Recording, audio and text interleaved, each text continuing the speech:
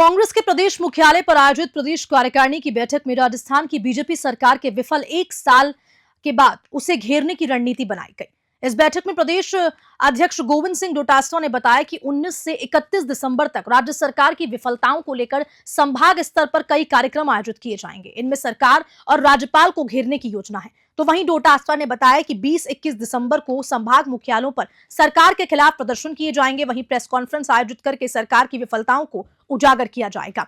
25-26 दिसंबर को ब्लॉक स्तर पर सरकार की विफलताओं पर प्रेस कॉन्फ्रेंस होगी और 30-31 दिसंबर को सवाई माधोपुर और करौली में कांग्रेस की बैठक होगी। इस बैठक में यह भी निर्णय लिया गया कि प्रदेश कार्यकारिणी में निष्क्रिय पदाधिकारियों को हटाकर ऊर्जावान कार्यकर्ताओं को जोड़ा जाएगा।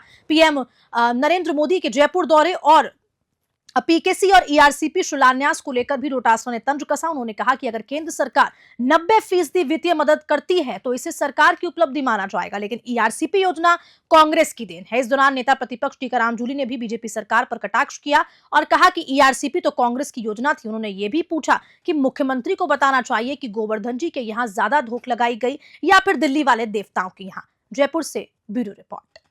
इस भारतीय जनता पार्टी की राजस्थान की सरकार की विफलताएं और मोदी सरकार की भी विफलताएं, उनको 6 महीने के लगभग हो गया, इनको 12 महीने हो गए।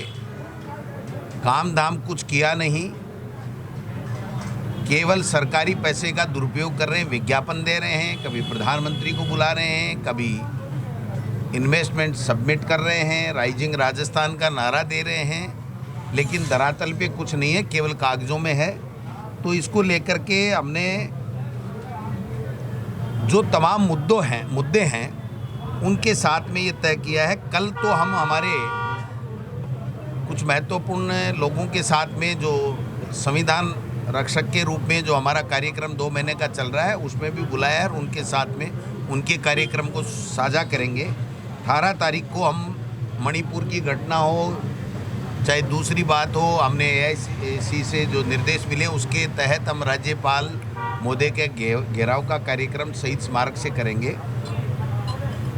20 और 21 तारीख को हम इस सरकार की 12 महीने की विफलता के ऊपर सभी संभाग मुख्यालयों के ऊपर, 7 संभाग मुख्यालयों के ऊपर हम लोग प्रेस कॉन्फ्रेंस करेंगे। हमारे वरिष्ठ नेता, प्रदेश कांग्रेस कमेटी के हमारे उपाध्यक्ष जो संभाग प्रभारी हैं वो, प्लस उस जिले जो संभाग में आने वाले जिले के कांग्रेस कमेटी के अध्यक्ष, उनके साथ में संभाग स्तर के ऊपर हम कार्यक्रम करेंगे। 2 दिन तक 20 और 21 को हमारा प्रेस कॉन्फ्रेंस का कार्यक्रम चलेगा, कोई 20 को कोई 21 को।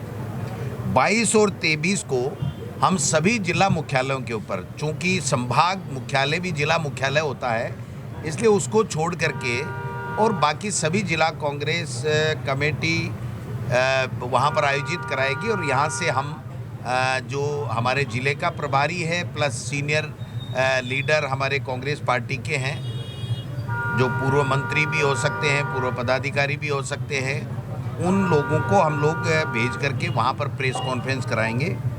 आज आदरणीय अध्यक्ष जी डोटासरा जी के नेतृत्व में आज बैठक हुई और आने वाले 1 महीने के लिए किस प्रकार से अभियान चलाकर इस सरकार की विफलताएं और हमारी पूर्ववर्ती कांग्रेस सरकार की जो जन कल्याणकारी योजनाएं थी, चाहे वो इंग्लिश मीडियम स्कूल हो, चाहे चिरंजीवी योजना हो, ओपीएस हो, ऐसी सैकड़ों जो योजनाएं थी उनमें जो इम्पोर्टेंट हैं उनको आमजन के बीच ले जाने का, दोनों के बीच में तुलना करने का और विशेष रूप से जो मुद्दे हैं जिलों के, प्रदेश के, वो मुद्दे हमारे पदाधिकारी लेके आएंगे और उनको हम आने वाले समय में विधानसभा में उनको बड़े स्तर पे हम उन मुद्दों को उठाएंगे।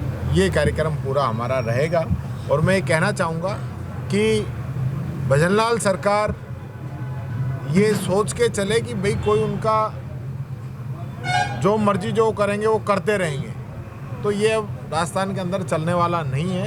ईंट का जवाब पत्थर से मिलेगा। जिस प्रकार से ये जनता की जन कल्याणकारी योजनाओं को बंद करने का काम कर रहे हैं, आज भी आप देखें इतनी स्थिति बन गई है किसान की कि उसको 3-3 घंटे बिजली नहीं मिल रही है। और 3 घंटे बिजली भी 20-20 ट्रिप के अंदर मिल रही है। इस प्रकार की स्थिति है, पेंशन 4-4 महीने से नहीं मिल रही है। इन सब मुद्दों को लेकर आने वाले समय में प्रदेश कांग्रेस कमेटी के द्वारा बड़ा जन आंदोलन किया जाएगा।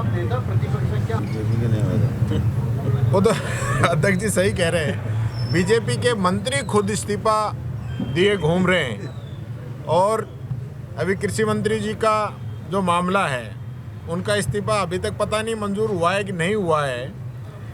उनके ऊपर मुकदमा भी दर्ज हो गया है। इनके विधायकों को अभी मोदी जी आए तब एंट्री नहीं मिली है। इनके कई विधायक अब तक ये कह चुके हैं कि हमारी जन सुनवाई कहाँ होगी, हम वो जगह ढूंढ रहे हैं। और हालत ये है कि मंत्री और विधायकों का तो जब पता चलेगा कि उनके काम हो रहे हैं कि नहीं हो रहे हैं। अभी तो खुद मुख्यमंत्री जी को नहीं पता है कि मेरे कौन से काम होंगे और कौन से नहीं होंगे, क्योंकि 5 पावर सेंटर दिल्ली के अंदर बैठे हुए हैं। पर्ची वहाँ से क्लियर होती है तब मुख्यमंत्री जी को हरी झंडी मिलती है। और मैं ये भी कहना चाहूँगा कि मैं सीधा सवाल मुख्यमंत्री जी से पूछना चाहता हूँ कि मुख्यमंत्री जी ये बताएं कि वो यहाँ से भरतपुर कितनी बार गए हैं अपने घर पे और भगवान के यहाँ धोख लगाने के लिए, और दिल्ली वाले भगवान के कितनी बार धोख लगाने गए हैं, ये भी वो खुलासा करें कि कौन सा भगवान बड़ा है। हमारा जो गिरिराज बाबा है वो ज़्यादा बड़ा है, वहाँ ज़्यादा धोख लग रही है कि दिल्ली में ज़्यादा धोख लग रही है, ये भी मैं पूछना चाहूँगा मुख्यमंत्री जी से।